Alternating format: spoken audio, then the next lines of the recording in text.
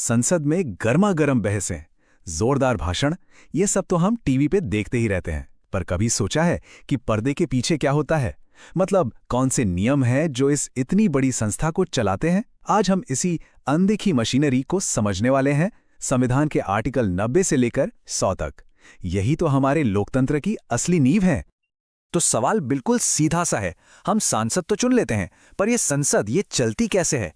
इसका जवाब, इसका पूरा का पूरा ऑपरेटिंग सिस्टम हमारे संविधान के कुछ आर्टिकल्स में छिपा हुआ है। और हाँ, जो लोग कॉम्पिटिटिव एग्जाम्स की तैयारी कर रहे हैं उनके लिए तो ये बहुत ही जरूरी है। तो चलिए साथ मिलकर इस सिस्टम को डीकोड करते हैं। तो शुरुआत करते हैं संसद के ऊपरी सदन यानी राज्यसभा से। सबसे पहले देखेंगे कि आर्टिकल 90, 91 और 92 यहाँ की लीडरशिप और काम करने के तौर तरीकों के बारे में क्या कहते हैं। तो आर्टिकल 90 बात करता है राज्यसभा के डिप्टी चेयरमैन की। अब देखिए, उनका पद खाली कैसे हो सकता है? इसके दो ही तरीके हैं। पहला, या तो वो खुद चेयरमैन साहब को अपना रेजिग्नेशन लेटर दे दें, और दूसरा, सदन यानी कि हाउस ही एक रेजोल्यूशन पास करके उन्हें हटा दे। लेकिन हाँ, किसी डिप्टी चेयरमैन को हटाना कोई आसान काम नहीं है। ये एक सीरियस प्रोसेस है। इसकी दो शर्तें हैं। पहली, ऐसा कोई भी प्रस्ताव लाने से कम 14 दिन पहले एक रिटन नोटिस देना होगा। और दूसरी, उस प्रस्ताव को सदन के तत्कालीन सभी सदस्यों के बहुमत से, मतलब मेजॉरिटी से, पास करना होगा। इसका मतलब ये हुआ कि उस समय हाउस में जितने भी मेंबर्स हैं उनकी मेजॉरिटी चाहिए। ये इसे एक बहुत मजबूत प्रक्रिया बनाता है। अब आता है आर्टिकल 91। इसका मकसद ये है कि सदन का काम कभी भी, किसी भी हालत में रुकना नहीं चाहिए। तो सोचिए, अगर चेयरमैन यानी वाइस प्रेसिडेंट मौजूद नहीं है तब क्या होगा? सिंपल, डिप्टी चेयरमैन उनकी जगह काम संभालेंगे। अच्छा, और अगर मान लीजिए दोनों ही मौजूद नहीं है, तब भी कोई दिक्कत नहीं। सदन अपने ही मेंबर्स में से किसी एक को टेम्परेरी तौर पर चेयरमैन चुन लेता है। इन्हें ही चेयरमैन प्रोटेम कहते हैं। और आर्टिकल 92 एक बहुत ही बेसिक सा लेकिन जरूरी नियम बताता है। वो ये कि पद तभी तक जब तक सदस्यता है। मतलब अगर कोई मेंबर राज्यसभा का सदस्य ही नहीं रहता तो वो डिप्टी चेयरमैन या कोई और ऑफिसर भी नहीं रह सकता। सीधा सा कनेक्शन है। मेंबरशिप गई तो पद भी गया। तो ये तो हुई राज्यसभा की बात। अब चलिए चलते हैं लोकसभा की तरफ, जिसे हाउस ऑफ द पीपल भी कहते हैं। यहां आर्टिकल्स 93 से 96 हमें स्पीकर और डिप्टी स्पीकर की पावर और रोल के बारे में बताते हैं। अब यहां राज्यसभा से एक बहुत बड़ा फर्क है।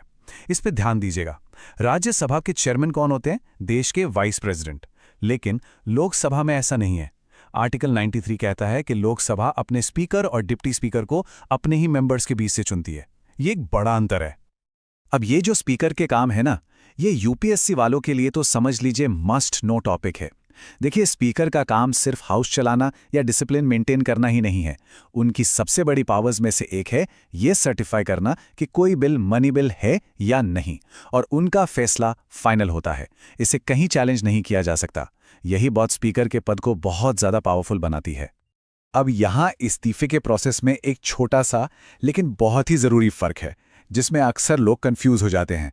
देखिए, लोकसभा में स्पीकर अपना इस्तीफा डिप्टी स्पीकर को देते हैं और डिप्टी स्पीकर अपना इस्तीफा स्पीकर को, एक दूसरे को। लेकिन राज्यसभा में ऐसा नहीं है। वहां डिप्टी चेयरमैन अपना इस्तीफा चेयरमैन यानी देश के वाइस प्रेसिडेंट को देते हैं। ये छोटा सा फर्क याद रखना बहुत जरूरी है। एक और टर्म है स्पीकर प्रोटेम। ये क्या होता है? आर्टिकल 95 बताता है कि ये एक टेम्परेरी स्पीकर का पद है। ये तब काम आता है जब स्पीकर और डेप्यूटी स्पीकर दोनों की सीटें खाली हों। इनके सिर्फ दो ही मेन काम है। पहला, जो नए मेंबर्स चुनकर आए हैं उन्हें शपथ दिलाना, और दूसरा, नए स्पीकर के चुनाव की प्रक्रिया को पूरा करवाना। आर्टिकल 96 में ना नेचुरल जस्टिस का एक बहुत दिलचस्प सिद्धांत देखने को मिलता है। सोचिए, अगर स्पीकर या डिप्टी स्पीकर को ही हटाने का प्रस्ताव हाउस में चल रहा हो, तब क्या होगा? तो नियम यह है कि वो उस समय चेयर पर नहीं बैठ सकते, मतलब कार्यवाही की अध्यक्षता नहीं कर सकते। लेकिन हाँ, एक आम मेंबर की तरह वो बहस में हिस्सा ले सकते हैं और वोट भी कर सकते हैं। तो हमने लीडरशिप रूल्स को तो समझ लिया। अब जरा उन प्रशासनिक पिलर्स पर भी नजर डालते हैं जिनके सहारे ये पूरा पार्लियामेंट्री सिस्टम खड़ा है। मतलब कि सैलरी, सेक्रेटेरिएट और शपथ। तो अब सवाल उठता है कि इन बड़े बड़े अधिकारियों की सैलरी और अलाउंस कौन तय करता है? क्या ये मनमाने ढंग से होता है? बिल्कुल नहीं। आर्टिकल 97 साफ साफ कहता है कि संसद खुद कानून बनाकर यह तय करेगी। और इसी के लिए the salary and allowances of officers of parliament act 1953 बनाया भी गया था। आर्टिकल 98 ये बहुत ही ज्यादा इंपॉर्टेंट है, खासकर विधायिका की आज़ादी के लिहाज से। ये कहता है कि लोकसभा और राज्यसभा दोनों का अपना अपना इंडिपेंडेंट सेक्रेटेरिएट होगा। अब इसका मतलब क्या है? इसका मतलब यह है कि संसद अपने स्टाफ और उनकी सर्विस कंडीशंस के लिए सरकार पर डिपेंडेंट नहीं है। यही चीज उसे बिना किसी प्रेशर के काम करने की आज़ादी देती है।